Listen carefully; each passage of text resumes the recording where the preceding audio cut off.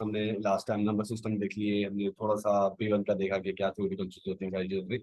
अब ना next topic is like text sound and images.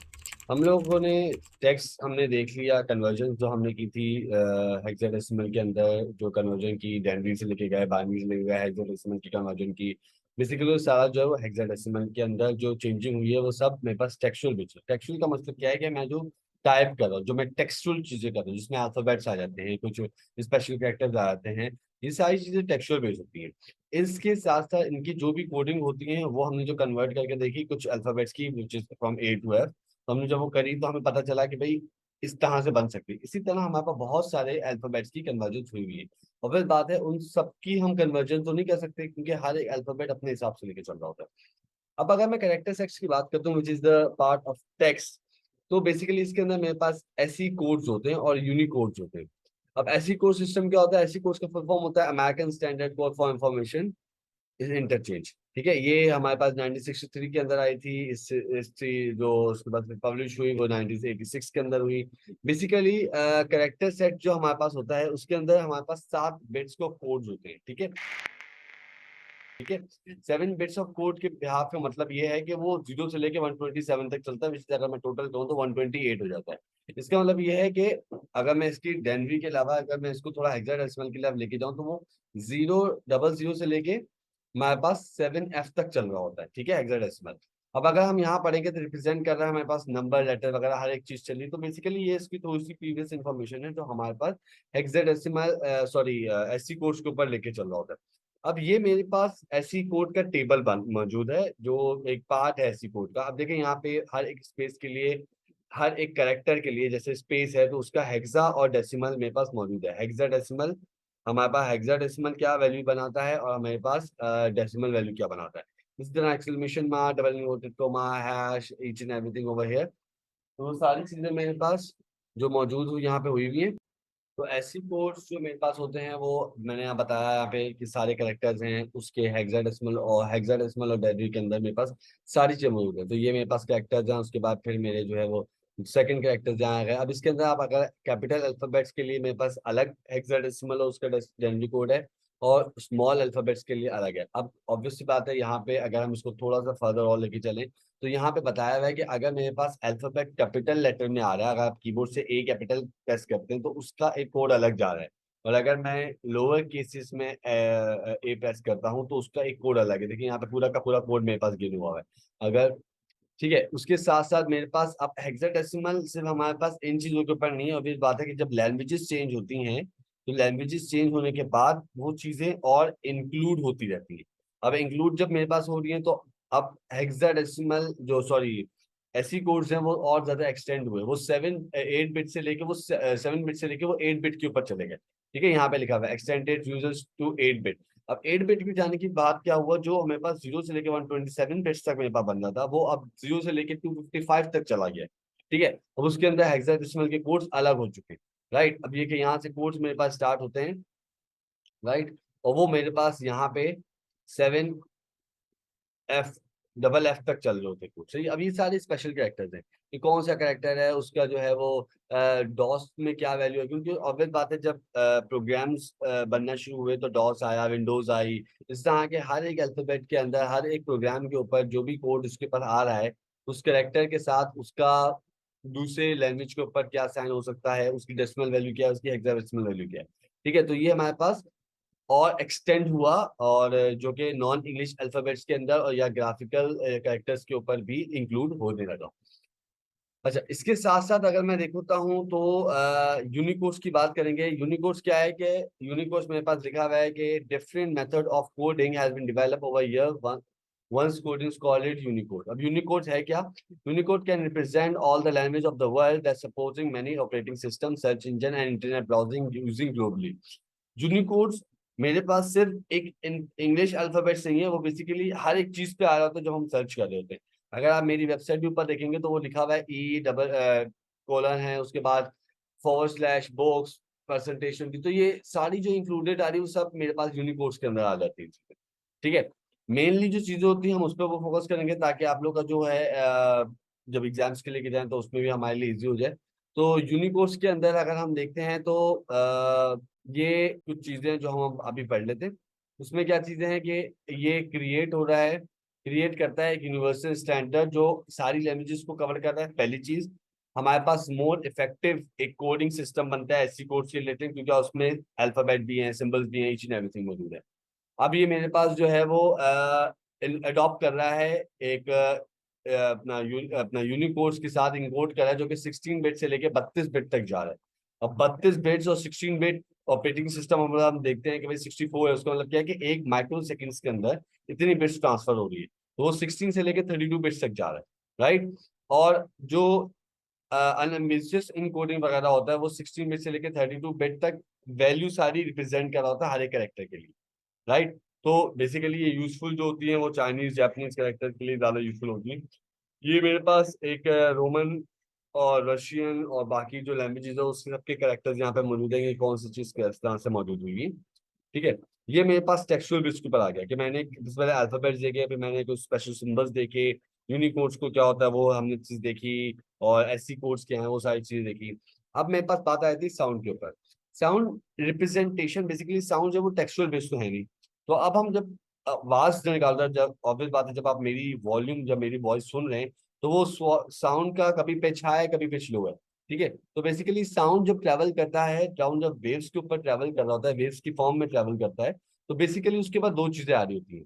एक होती है उसका एम्पलीट्यूड कितना जा रहा है, ठीक है, कितना पीरियड ऑफ टाइम ले रहा है, और उसकी फ्रीक्वेंसी जो है वो हाई पे जा रही है लो पे जा रही है, सही है। वो एम्पलीट्यूड मेरे पास पूरा बता होता है कि फ्रीक्वेंसी जो वो हाई पे है लो पे आ रही है, ठीक है।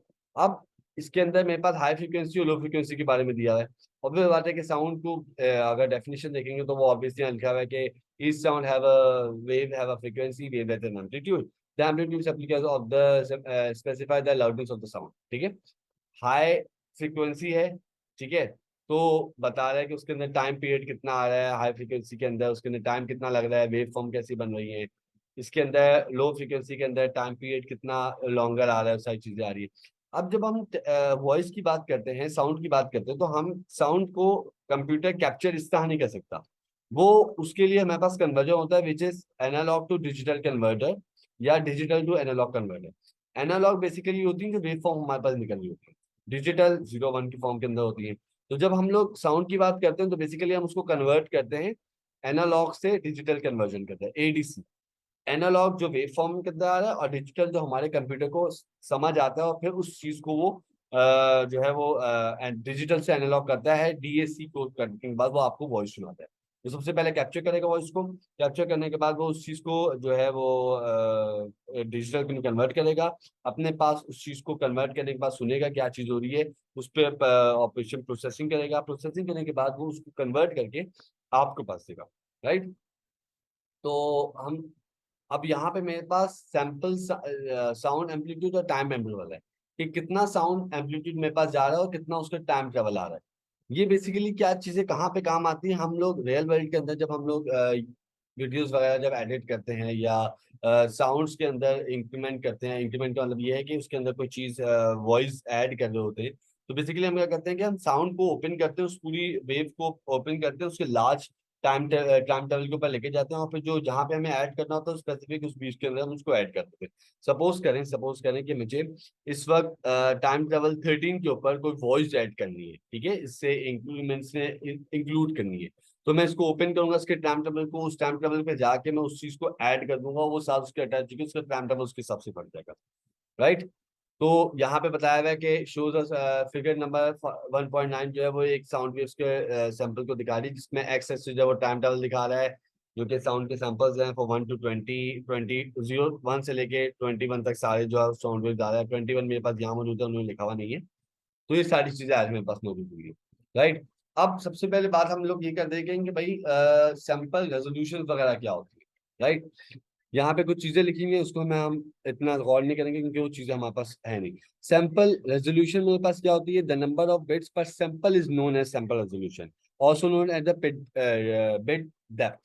अब सैंपल रेजोल्यूशन क्या चीज है कि एक सैंपल, एक नंबर ऑफ बिट्स जो जा रही है एक सैंपल के अंदर, उसको सैंपल रेजोल्यूशन की बात करूंगा, जिसको मैं बिट बिट की डेप्थ भी कहता हूँ, राइट। हमारे पास सैंपल रेजोल्यूशन जो नॉर्मली होती है वो हमारे पास 4 बिट्स के अंदर मौजूद होती है, ठीक है, जो हमारे पास हेक्साडेसिमल का एक पूरा जा रहा होता है उसके अंदर। अच्छा, सैंपल रेटिंग क्या होती है? सैंपलिंग रेट जो होती है वो नंबर ऑफ साउंड सैंपल होती है जो एक सेकंड के अंदर वो रिसीव कर रहा है। अब जब मैं एक चीज बोल रहा हूँ तो मेरे साउंड ऊपर नीचे और मैं कितने वर्ड एक सेकंड के अंदर बोल पा रहा हूँ, या एक या दो वर्ड, वो पर साउंड की सैंपल जो ले रहा है वो बेसिकली सैंपलिंग रेट है मेरा, जिसको मैं हर्ट्ज के अंदर मेजर भी कर रहा हूँ। ठीक है, और एक हर्ट्ज जो होता है वो बेसिकली एक सैंपल पर सेकंड का हिसाब होता है। ठीक है, अब यहाँ पे एक चीज बता रहा है कि जब रिकॉर्ड करते हैं किसी सैंपल को, साउंड क्लिप के अंदर क्या चीज होती है? The amplitude of the sound wave is the first determined at set time travel the sample rate, it gives an appropriate representation of the sound wave, each sample of the sound wave is then encoded into several bits. ये चीज पहले बताई कि एक sample चीज मेरे पास time travel के साथ वेव के साथ रिकॉर्ड होगी, उसके अप्रोप्रिएट रिप्रेजेंटेशन होगी साउंड वेव्स के साथ, फिर वो उसको कन्वर्ट करेगा उसकी बाइनरी डिजिटल फॉर्म के अंदर। ठीक है, मेनली चीज हमारे पास इसके ड्रॉबैक्स और बेनिफिट्स होते हैं जो बहुत मेन होते हैं, आपके एग्जाम्स के अंदर बहुत ज्यादा काम आएंगे, तो ये चीजों को ज्यादा फोकस रखिएगा। बेनिफिट्स क्या है इसके? इसका डायनेमिक जो होता है इसका लार्जर होता है, और ड्रॉबैक हमारे पास ये है कि वो प्रोड्यूस लार्जर फाइल्स क्रिएट करता है जो हमारे कंप्यूटर के अंदर ज्यादा स्पेस जो है वो क्रिएट कर रही है, ले रही है स्पीड। लेकिन ऑब्वियस बात है कि साउंड सैंपल के अंदर चीजें होंगे तो बेटर साउंड क्वालिटीज के अंदर मिल सकता है, मैं उसके साउंड की क्वालिटीज को ऊपर नीचे कर सकता हूँ, ज्यादा कर सकता हूँ, अच्छा कर सकता हूँ, नॉइस हटा सकता हूँ। लेकिन ड्रॉबैक क्या है कि जितना अच्छा साउंड क्वालिटी करूंगा मैं उतना ज्यादा वो डाउनलोड होने में टाइम लेगा। ठीक है, आप देखते हैं कि मैं MP3 की एक अच्छी फाइल कर रहा हूँ, उसकी जो है वो फाइल साइज KB में आ रहा है, GB में जाए तो उसके हिसाब से चल रहा होता है। Less sound distortion required larger processing power, जितना कम डिस्टॉर्शन होगा वो ज्यादा प्रोसेसिंग पावर लेगा। क्यों? क्योंकि वो जितनी क्लियरिटी जो होगा उसकी वो ले रहा होगा, वो उसकी प्रोसेसिंग टाइम जो ज्यादा लेगा, क्योंकि क्लैरिटी जितनी हम करेंगे उसको, जितना ज्यादा क्लैरिटी करेंगे, जितनी ज्यादा हम लोग उसकी जो है वो बेटर साउंड क्वालिटी करेंगे, तो ऑब्वियस बात है वो फाइल साइज उसके हिसाब से बढ़ता रहेगा। यहाँ पे एक छोटी सी बात की हुई है कि सीडीज जो होती है उससे सीडीज जो होती है वो हमें पास 16 बिट सैंपल रेजोल्यूशन जो कि 44.1 किलो हर्ट्ज सैंपल रेट दे रहा होता है। ठीक है, इसका मतलब ये कि 44,100 सैंपल हमारे पास एक चीज का दे रहा होता है। अगली चीज आती है मेरे पास representation of the bit map, जो कि कलर्स के ऊपर आती है, इमेजेस के ऊपर आती है। अब इमेजेस हमारे पास दो किस्म की होती है, ब्लैक एंड व्हाइट एंड हमारे पास कलर डेप्थ होती है। साथ साथ हमारे पास एक बिट मैप जो होता है वो एक पिक्सल्स के ऊपर डिपेंड कर होता है। अगर मैं ब्लैक एंड व्हाइट की बात करूंगा तो भी दो पिक्सल्स हैं which is black and white. अगर मैं कलर की बात करता हूँ तो उसके अंदर पिक्सल्स भर जाते हैं जो कि मेरे पास RGB में आते हैं। ये मैंने अपने फर्स्ट वीडियो के अंदर रिप्रेजेंटेशन के अंदर बताया था कि कलर जो होते हैं वो दो किस्म के होते हैं, RGB कलर्स होते हैं। अब RGB क्या है? मैंने रेड आर जो होता है मेरे पास रेड ग्रीन एंड ब्लू। ठीक है, ये मेरे पास तीन कलर्स होते हैं जिसके कॉम्बिनेशन के साथ और कलर्स बनते हैं। राइट, अब अगर मैं एक पिक्सल की रिप्रेजेंटेशन देता हूँ बाइनरी नंबर के अंदर तो मेरे पास क्या चीज आ रही है? अब black and white colour only required 1 bit पर पिक्सल, क्योंकि या तो ब्लैक है या तो व्हाइट है।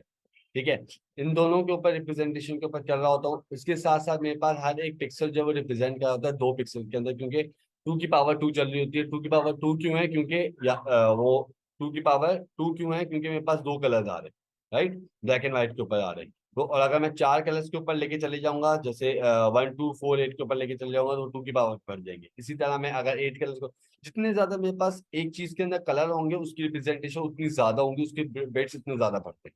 ठीक है, सबसे मेनली चीज क्या होती है? The number of bits used to represent each colour is called colour depth. ये एक MCQ क्या आप कह लें, या फिर आप कह लें इसको कि क्या सवाल आ सकता है, एक छोटा सा एक नंबर का सवाल आ सकता है। तो ये कुछ चीजें जो मैं मार्क करवाऊँ, काइंडली इन चीजों को ध्यान रखिएगा क्योंकि ये चीजें बहुत इंपॉर्टेंट है इस बुक के न्यू एडिशन के हिसाब से।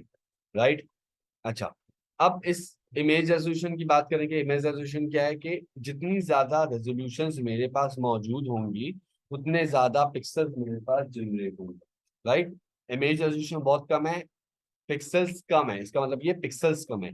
अब हर पिक्चर को आप जो भी पिक्चर अगर आप इमेज भी खोलेंगे तो उसके वो पिक्सल बता रहा होता है कि इतने पिक्सल्स हैं, इतने पिक्सल है। मैं HD क्वालिटी के ऊपर छोड़ूंगा तो उसके पिक्सल्स ज्यादा होते हैं। पिक्सल्स को कैलकुलेट कैसे किया जाता है? बेसिकली आपके पास जो अब यहाँ पे लिखा हुआ है 904096 into 3072 दोनों को मल्टीप्लाई करते हैं, आगे आप पिक्सल डालेंगे टोटल इस पूरी पिक्चर के अंदर पिक्सल्स कितने। राइट, अब एक मेरे पास इमेज दी हुई है 1.11 के अंदर के 5 इमेजेस हैं। देखें इमेज ए और इमेज ई के अंदर फर्क देखें कितना फर्क आ रहा है। इसके अंदर कलर इमेजेस ज्यादा है, इमेज रेजोल्यूशन बहुत ज्यादा है, इसीलिए मेरे पास ई जो उसके अंदर इमेज रेजोल्यूशन बहुत ज्यादा कम है, इसलिए मेरे पास वो बहुत फजी सी दिख रही है, बहुत ब्लर सी दिख रही है। राइट, अच्छा, इसके बाद हमारे पास बस यही चीजें होती हैं। इमेज रेजोल्यूशन क्या है, क्या चीजें होती हैं। ड्रॉबैक इसका ये होता है हाई क्वालिटी रेजोल्यूशन का, कि वो फाइल साइज को इंक्रीज करती है। सिंपल सी बात है, जब भी किसी चीज की ज्यादा अच्छी क्वालिटीज के ऊपर जाएंगे, वो उतना ज्यादा बेहतर तरीके को निकालने के लिए वो इंक्रीज करती है साइज को। हमेशा स्टोरेज लेनी होती है, राइट। इसलिए आप ये भी देखते हैं हम लोग, जब अब आपके पास कोई ओल्ड वर्जन कंप्यूटर होता है, जब आप उसको कोई बहुत सालों तक यूज कर रहे होते हैं, लेकिन वो फिर स्लो हो जाता है। उसकी वजह ये होती है कि सॉफ्टवेयर अपडेट होते रहते हैं, बग्स निकलते रहते हैं, उसके अंदर से एरर्स निकलते रहते हैं। तो वो चीजें जब अपडेट होती हैं तो वो स्पेस ले रही होती है। आप जब भी देखते हैं स्पेस भी खाली फिर भी हो रहा है, तो वो उसकी प्रोसेसिंग पावर उसकी तरह कम हो जाती है, राइट। तो as the number of pixel used to present the images increase, the size of the files is also being increased. ये सिंपल सी बात है। It also impact on the time to download an image from the internet, the time to travel the image from the device to device. अब वो बात कर रहे हैं कि ऑब्वियस बात है, ड्रॉबैक के अंदर आ रही है, जब मैं एक जगह से लेकर दूसरी जगह जब डाउनलोड कर रहा हूँ, तो बेशक आप अपनी सर्वर से डाउनलोड करें या गूगल से डाउनलोड करते हैं, तो वो टाइम लेता है उस चीज के ऊपर, ठीक है। The certain amount of reduction in resolution of the image is possible before the loss of quality become noticeable. जब हम ऑब्वियस बात है रिडक्शन कर रहे होते हैं, सर्टेन अमाउंट जब रेजोल्यूशन इमेज के ऊपर कम करते हैं, रेजोल्यूशन कम करते हैं, तो इतना ज्यादा जो फर्क पड़ता है। अब देखिए, एक चीज होती है एचडी के अंदर, देखिए अब एचडी और ब्लू के अंदर, अब मैं अगर इस इमेज के ऊपर बात करता हूँ, अब ए और बी के अंदर अगर आप देखें तो बिल्कुल माइनर सी चीजें हैं। अगर मैं ए को बिल्कुल रिमूव कर दूं कि ए है ही नहीं, तो मैं ये बोलूंगा कि B is the highest quality आ गई। लेकिन थोड़े के दोनों के अंदर थोड़ा सा फर्क है, ठीक है। तो वो जो भी लॉस करता है अपनी क्वालिटी की इमेज के अंदर, वो इतना ज्यादा नोटिसेबल नहीं होता, बिल्कुल माइनर सा हो। लेकिन ऑब्वियस बात है, जब बहुत ज्यादा होता है तो वो नोटिसेबल हो, ठीक है। इसी के साथ हमारा लेक्चर एंड होता है। इंशाल्लाह आपसे नेक्स्ट लेक्चर में मिलते हैं। अल्लाह।